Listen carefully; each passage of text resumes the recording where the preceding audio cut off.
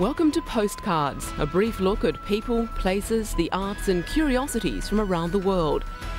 On today's program, a sneak preview of what will be one of the largest sculptures on the planet. An update on London's new tourist attractions, the Millennium Dome and London Eye. The sport of kings, we go behind the scenes at Britain's national stud in Newmarket. The Walsall Gallery, a new home for sculptor Sir Jacob Epstein's work. And the rebuilding of a Lutheran cathedral in Dresden.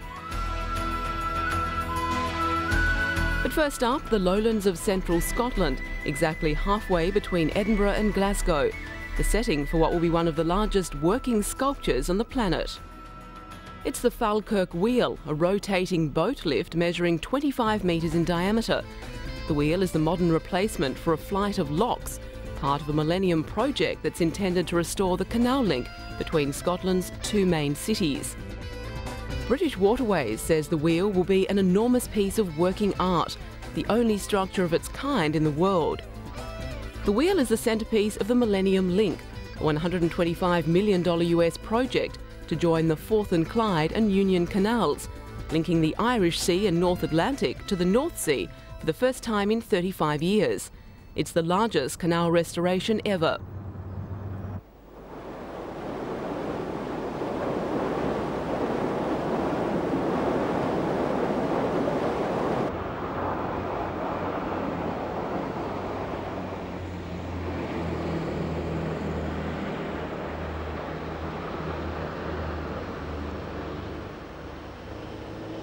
Only a few generations ago, the canals were the main arteries across central Scotland, a key factor in the development of industry and communities along their length.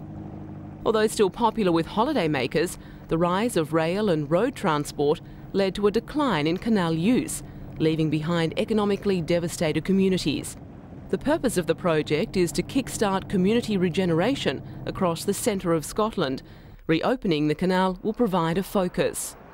Work is due to be completed on the restoration project by Easter 2001, making the canals fully navigable waterways for the first time in almost 4 decades. The Falkirk Wheel, at their midpoint, will be a monument to the future. The voices of 13-year-old Welsh singing star Charlotte Church and an accompanying choir echo around London's Millennium Dome.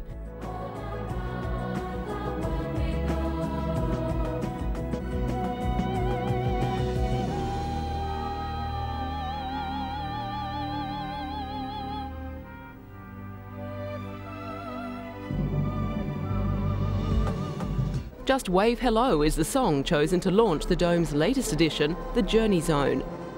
The zone chronicles mankind's ingenuity in developing practical ways to travel around planet Earth. Carmaker Ford UK is the zone's sponsor. The company says it's looking to the future and the introduction of the fuel cell to replace the internal combustion engine as a means of power for automobiles. The output from the fuel cell is water vapour, so it's very clean, sure to please environmentalists. The car is expected to be on the roads in Britain by 2005. The Journey Zone was officially opened by Queen Elizabeth last New Year's Eve as part of the Dome's Millennium celebrations.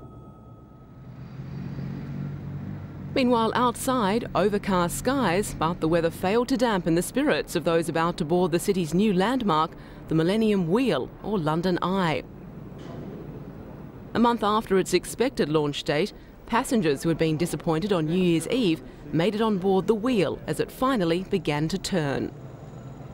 The 32 9-ton capsules, whose clutches had proved so problematic, passed their final safety check, offering unprecedented views over London.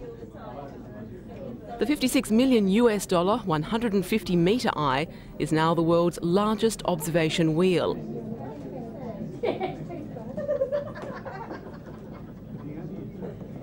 Its 2,100-tonne structure can carry 800 people at any one time, just as well as 600,000 people have booked tickets in advance. British Airways has planning permission for the wheel for 5 years. But given that the Eiffel Tower was only expected to last for 12 months, it's quite probable that the London Eye will prove to be one of the city's most outstanding landmarks for years to come.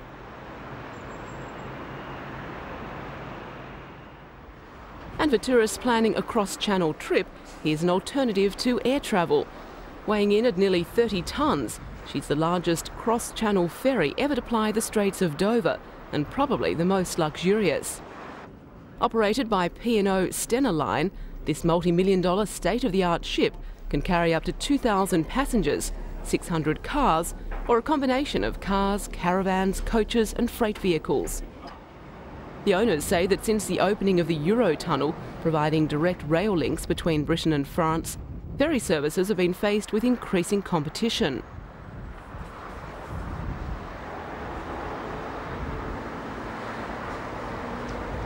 Their aim now is to provide a complete luxury package, catering, they say, for people who want to enjoy the crossing and travel in style. The operators have spent $6.4 million US refurbishing the interior, giving customers a huge choice of where they can relax or where they can dine.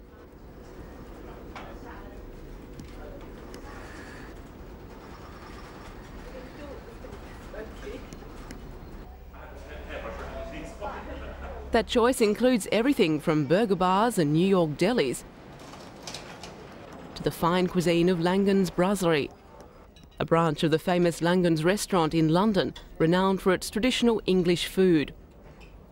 And so far, passengers say they're impressed. But if wining and dining isn't necessarily your style, then there's always the last-minute shopping. Perhaps, weather permitting, a stroll outside as you relish the supermarket prices in the French port of Calais.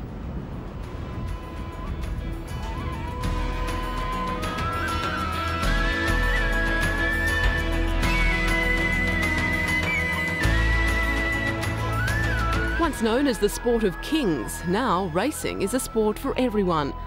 But what goes into producing a horse with the sort of qualities needed to win the big races, leaving as little as possible to chance? Here at the National Stud at Newmarket, they have for years been breeding Britain's best. The National Stud is once again open for a new season of breeding. Before the year is out, 500 acres and 230 stables will see the birth of around 80 foals, and around 350 mares will leave with a new birth ahead of them. People send mares from all over Europe to come to the stallions here. Then during the off-season, Newmarket sends stallions out to the Southern Hemisphere. Founded in 1916, the stud's original aim was to help boost the dwindling number of horses after thousands were killed while serving in the First World War. But with the end of fighting, the focus switched to breeding racehorses, and a string of classic winners were born. In 1963, many of the brood mares were sold and a stallion stable set up. The change also signalled a change in location. The stud was moved from Ireland to England. The stud's most famous horse remains the legendary Mill Reef, winner of 12 top races, including the English Derby and France's Prix de l'Arc de Triomphe.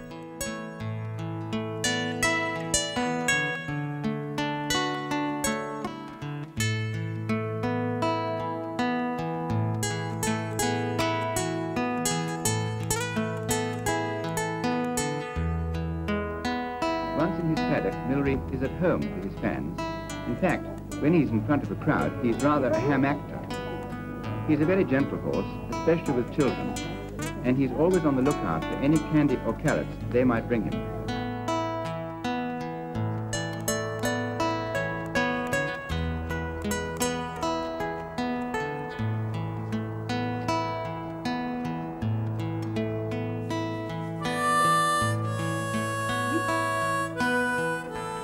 Up to 8 top pedigree stallions live here permanently, and with a value of $6 million, the famous Hector Protector is one of the stud's biggest draw cards. Some of these stallions will mate with as many as 60 mares before the season is over.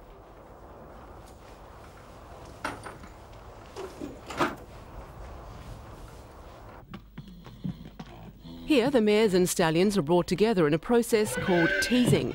An aggressive reaction by the female indicates she's not yet ready to mate. She'll have to be brought back later. But by lifting her tail, this mare indicates she'll accept the stallion's advances. When the mares start arriving at the stud, most are in the final stages of pregnancy and are taken straight to the foaling unit. Nature has equipped the mare to conceive shortly after she's given birth. In the wild, she would need to produce a foal every year to maintain herd numbers.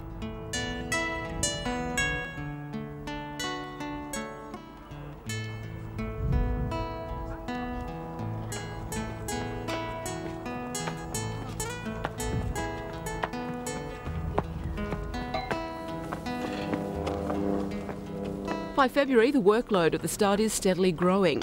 The number of mares arriving is increasing and the real work begins. Each yard and every one of the 200 stables will have to be mucked out, up to 4 tonnes of straw used every day.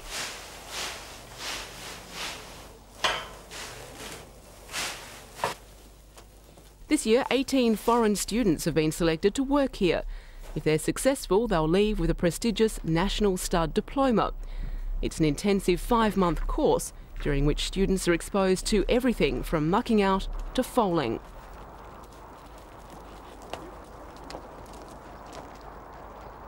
Aba Nyamapanamunda from Zimbabwe can't believe he was chosen for the course. He applied only after a doctor friend persuaded him. Abon's biggest problem now is getting used to the cold English weather, but already hard at work, he's quickly warming up. Some of the British students hope to take their experience to other parts of the world, working in horse management or as a bloodstock agent. With a National Stud Diploma, opportunities will abound. During the foaling season, students will spend many a night watching the mares foal. There are 4 cameras which are moved from box to box to help keep check on all the residents. If a mare has been uncomfortable the night before, she can be moved to a box where she can be watched without causing further discomfort by the obvious presence of staff. Most births at the start are straightforward. Only 2 to 3% are complicated. And as soon as the foal is pulled clear, the umbilical cord is broken and mother and baby can start to bond. There is then the joy of watching the youngster find its feet for the first time.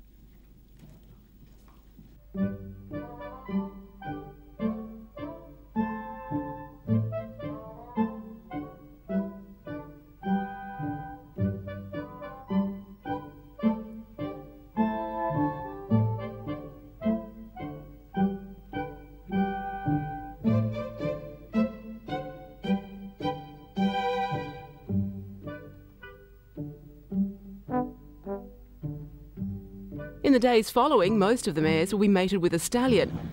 Computer programs and veterinary expertise are combined to determine the best time for conception. By May, it's tourist time for the stud. Thousands of visitors come here each year. As autumn closes in, the youngsters will leave the stud. Around 2,000 of them will be auctioned and be taken to their new homes all over the world. According to the stud's chief executive, Newmarket could be considered a dream provider. Each foal, each mare or stallion gives someone the opportunity or the dream that they can produce the next Derby winner, the next champion racehorse.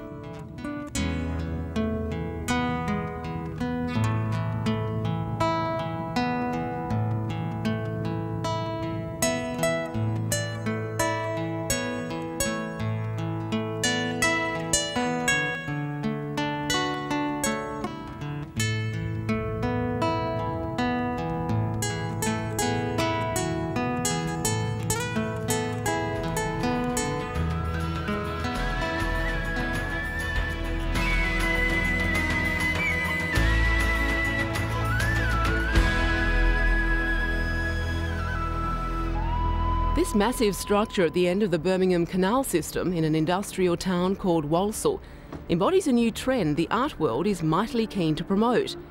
Bringing art to the community rather than restricting it to the world's major cities is the primary concern of Walsall's new art gallery.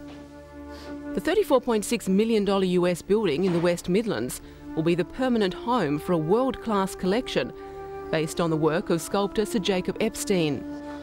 Epstein, his partner, artist Kathleen Garman, and sculptor friend Sally Ryan worked closely from the 1930s. They produced their own artworks and collected those of their favourite artists, among them Gauguin, Dufy, Delacroix and Modigliani. These now hang side by side at Walsall, an approach bigger galleries would have shied away from. There are unusual and early examples from the greats.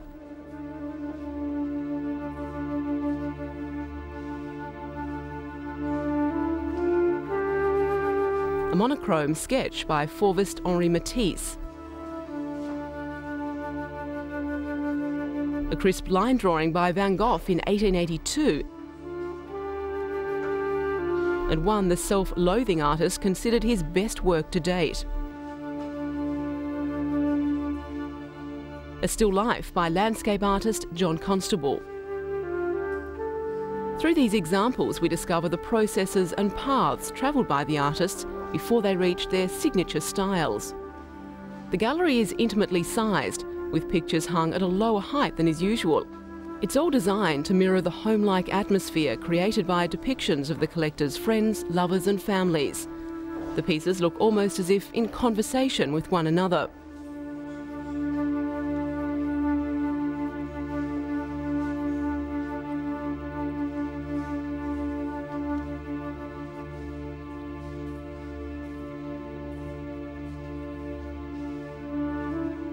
The gallery's opening exhibition is an exploration of how 20th century artists have used the colour blue.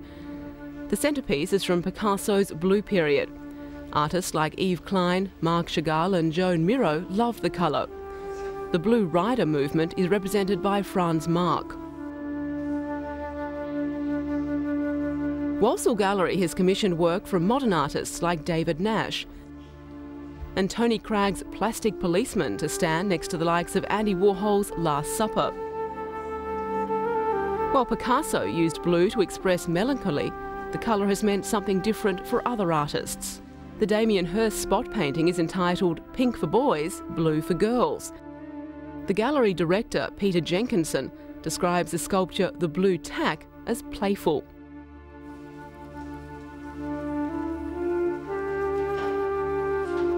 In keeping with plans to reach out to all sectors of society, Walsall has a special children's gallery to encourage youngsters to think about art.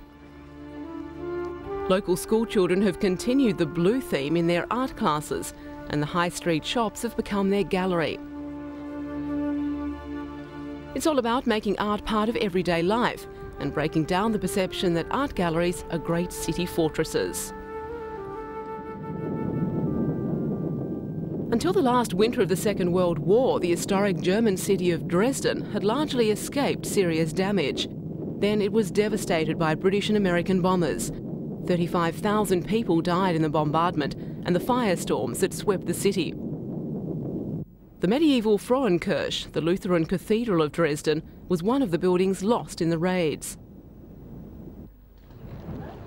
Exactly 55 years on, the present inhabitants of this former East German metropolis braved winter weather to gather outside the Frauenkirche, now being rebuilt, for a ceremony of reconciliation between wartime enemies. This 8-metre-high cross and orb was the focus. Hand-built by British craftsmen, the cross and orb will replace the one lost in the wartime bombing.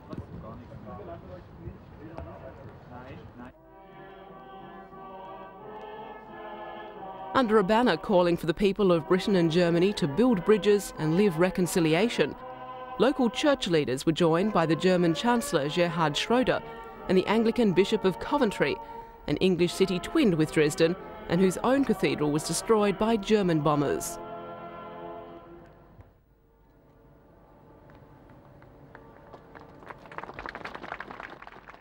The Duke of Kent, cousin of the British Queen, officially handed over the cross and orb to the church and received in return a miniature replica. The Duke said the cross should be a living symbol of Anglo-German friendship. Ein Zeichen für erlebte Versöhnung und dauerhaften Frieden sein, wie auch für unsere Verpflichtung, die Freundschaft zwischen unseren Völkern weiterhin zu vertiefen. The Orb and Cross was made in London and commissioned by the Dresden Trust, a British charity which collected nearly $500,000 from individuals and businesses. Ironically, Alan Smith, one of the craftsmen, is the son of a British bomber pilot who took part in the raids on Dresden. The work of restoring the Frauenkirche will not be finished until 2006, Dresden's 8th centenary. But with hymns and prayers, the shining Auburn cross rose slowly into the wintry sky, ready to form again a landmark on the skyline of this ancient European city.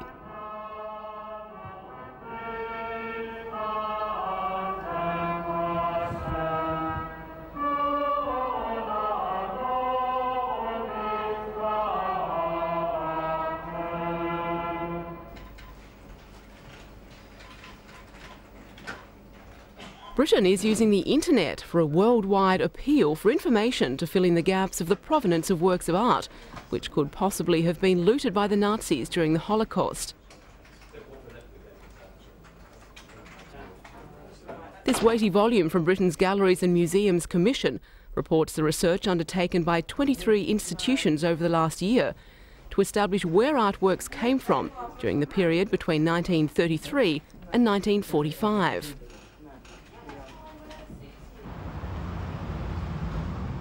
Three institutions, the Imperial War Museum, the National Library of Wales and the Natural History Museum, have completed their research and have established beyond a doubt that no works in their collections are of doubtful provenance.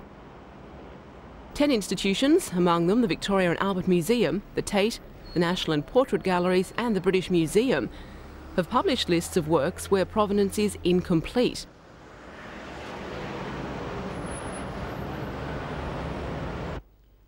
The next work is from the National Gallery. There's no real reason to suspect these paintings were Nazi loot, as most were in England at the time. But more information is needed to eliminate them completely from suspicion.